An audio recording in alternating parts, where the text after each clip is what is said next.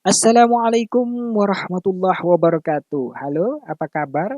Alhamdulillahirabbil alamin. Anak-anakku, jumpa lagi bersama saya Pak Syah dalam pelajaran bahasa Indonesia kelas 7. Sebelum kita mulai, marilah kita berdoa agar materi yang akan kita pelajari dapat dipahami dan bermanfaat buat kita semua. Marilah kita berdoa. Raditu billahi robba wa bil islami dina wa bi Muhammadin nabiyya wa rasula. Rabbi zidni ilma warzuqni fahma wahlul 'uqdatam min lisani yafqahu qawli. Amin. Mari kita simak pembelajaran. Kali ini saya akan bahas tentang ciri kebahasaan cerita fantasi. Yang pertama adalah sudut pandang dari cerita fantasi. Sudut pandang ini dibagi dua, sudut pandang orang pertama dan sudut pandang orang ketiga.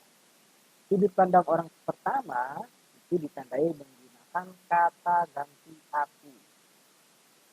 Jadi pembaca itu akan seolah-olah menjadi tokoh utama yang berperan langsung dalam cerita. Contohnya, pagi ini begitu cerah hingga mampu mengubah suasana jiwaku, yang tadinya penat karena setumpuk tugas yang masih terbengkalai menjadi sedikit teringankan. Dalam teks tersebut ada kata jiwaku. Ya. Kemudian kalimat selanjutnya, namun aku harus segera bangkit dari tidurku dan bergegas mandi karena pagi ini aku harus meluncur ke Dubes Australia untuk mengumpulkan berita yang harus segera aku laporkan hari ini. Jadi itu banyak penggunaan kata ganti aku. Selanjutnya yang kedua adalah sudut pandang orang ketiga. Sudut pandang orang ketiga itu juga menggunakan kata ganti itu menggunakan nama orang, kemudian kata dia untuk menceritakan tokoh lain. Sudah genap 1 bulan yang menjadi pendatang baru di kompleks perumahan ini. Tapi belum satu kali pun ia terlihat keluar rumah dan untuk sekedar beramah tamah dengan tetangga yang lain. Jadi ada di teks ini ada kata dia, ini kata dia, kemudian di kalimat selanjutnya ada juga kata dia. Kemudian di kalimat selanjutnya juga ada kata dia. Apa mungkin dia terlalu sibuk ya? Juga ada kata dia. Jadi ini contoh dari sudut pandang orang ketiga. Kata ganti sudut pandang orang ketiga. Selanjutnya adalah pencerapan tanpa indera sebagai deskripsi latar. Di sini latar ada 3. Kita lihat contoh dari latar tempat adalah laboratorium berantakan, semua peralatan pecah. Anehnya hanya laptopku yang menyala. Anehnya hanya laptopku yang masih menyala. Ini adalah contoh latar tempat. Nah, ini latar tempatnya adalah laboratorium.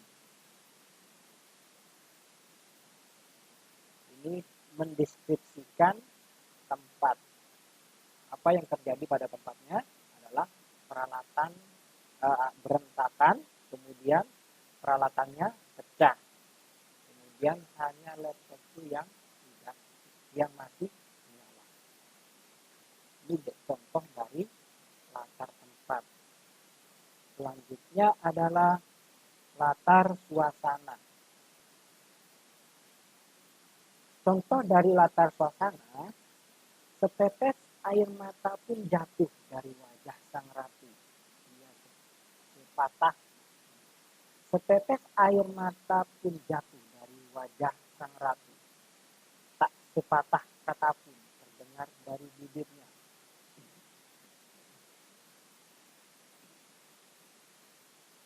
Ini adalah contoh dari latar suasana.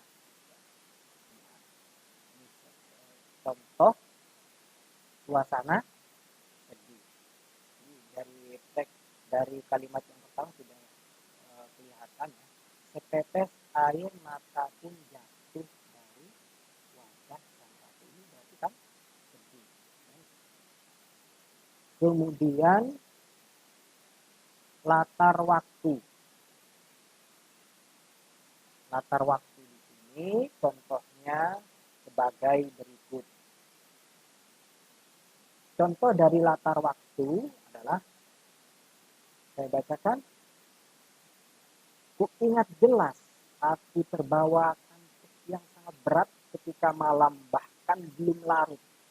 Lalu baru sebentar rasanya aku tiba-tiba tersentak ketika cahaya matahari menimpa wajahku. Sudah pukul 7. Pertama malam, pada malam hari waktunya. Kemudian cahaya matahari menunjukkan pagi. Kemudian waktu pukul 7 ini juga menunjukkan waktu. Jika ditanyakan mana latar waktu yang terdapat pada teks tersebut, ini latar waktunya malam pagi pada pukul 7. Selanjutnya adalah ciri yang ketiga, ciri ketiga dari ciri bahasa pada teks deskripsi adalah konjungsi atau kata sambung penanda urutan waktu.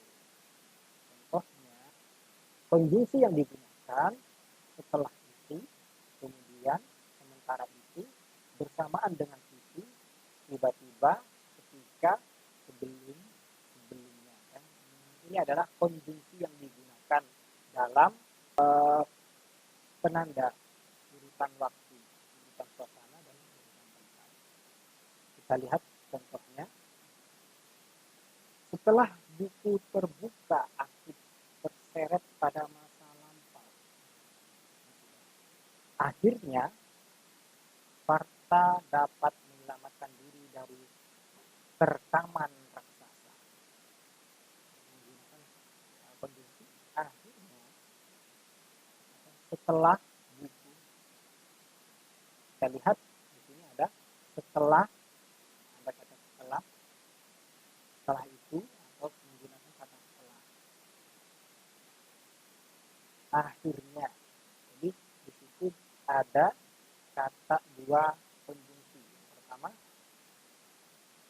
selanjutnya adalah penggunaan kata ungkapan terkejut. Penggunaan kata ungkapan terkejut. Fungsi ungkapan terkejut apa?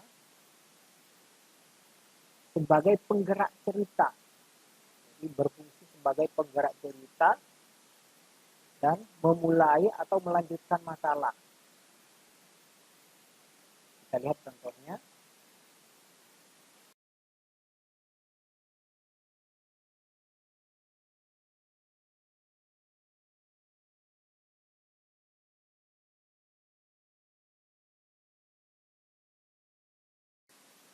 Tiba-tiba seorang alien yang berukuran lebih besar datang. Jadi kata tiba-tiba ini menunjukkan awal. Tiba-tiba seorang alien yang berukuran lebih besar datang.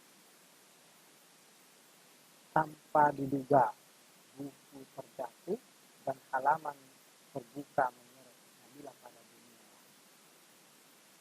Yang terakhir adalah kalimat langsung dalam cerita.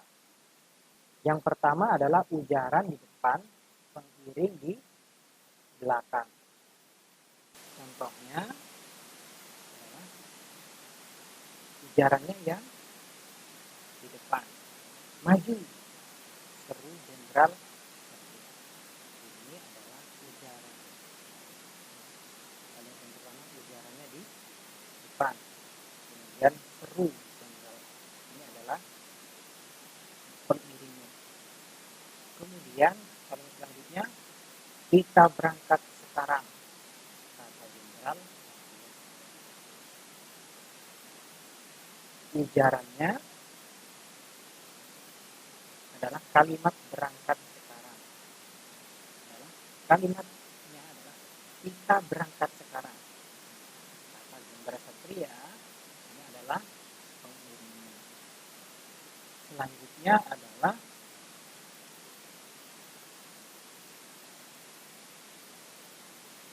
pengiringnya di depan, kemudian ujarannya di belakang. Contohnya, Mama berkata, Isa tidak juga mau pulang. Mama berkata adalah pengiringnya, kemudian kalimat ujarannya, Isa tidak juga mau pulang. Yang terakhir adalah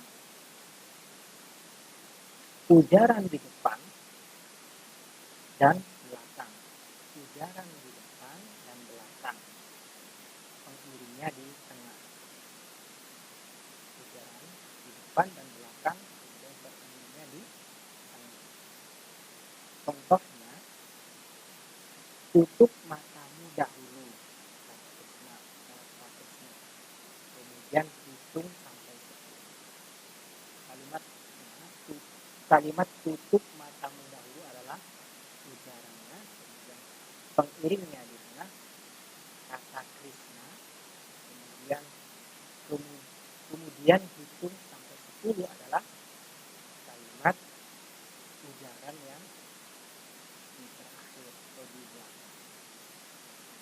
Ini ada di kalimat ujarannya, kalimat pengiringnya ada di tengah. Demikian penjelasan dari saya, mudah-mudahan dapat dipahami. Lebihnya mohon maaf. Assalamualaikum warahmatullahi wabarakatuh.